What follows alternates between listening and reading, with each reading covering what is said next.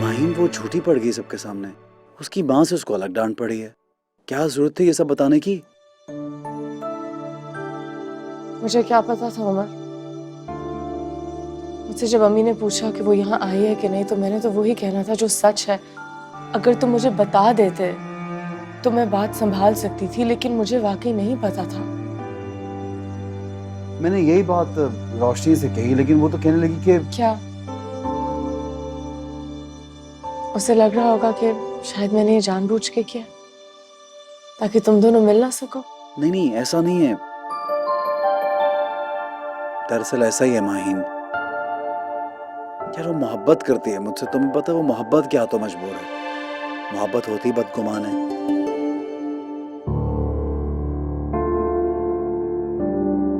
देखो माहिन, अगर कभी तुम्हें ऐसा लगे कि वो तुम्हारी नीयत पर शक करती है, तुम्हें कुछ कह दे, तो वो डरती है यार। उसको दरगुजर कर देना।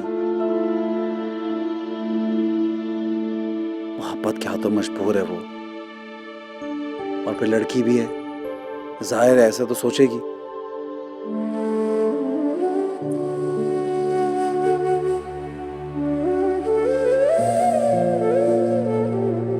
औरत तो मैं भी हूँ उमर। सारे फितरी जज्बे तो मेरे भी वही हैं। क्या मुझे हसद करने, बदगुमान होने या खौफ महसूस करने की इजाजत नहीं है?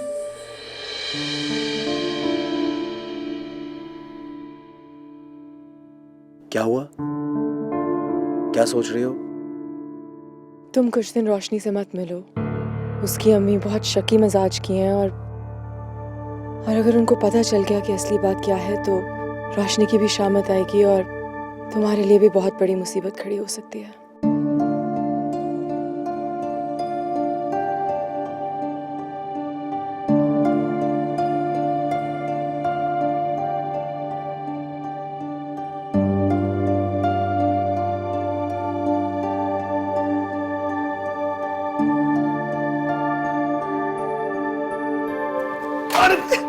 नाजिया क्या कर रही हो?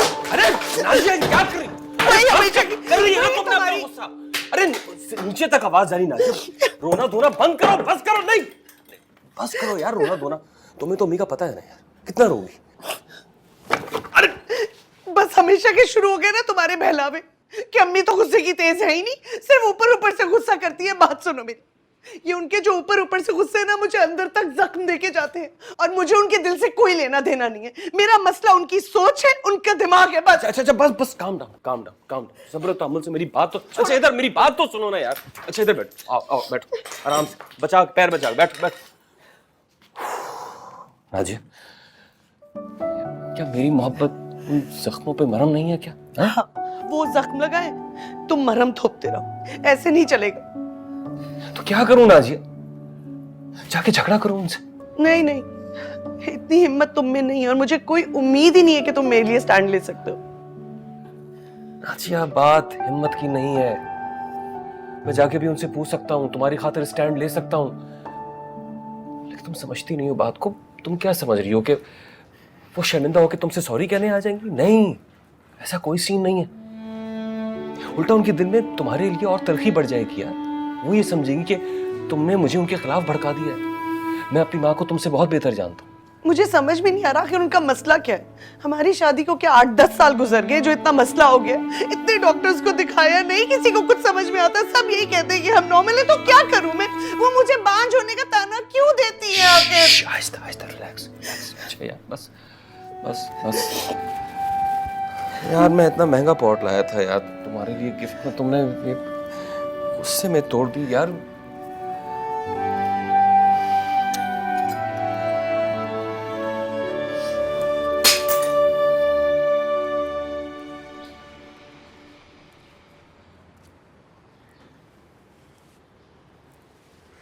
उमर, इधर आ बेटा। अस्सलाम वालेकुम दादी। वालेकुम सलाम, जीते रहो।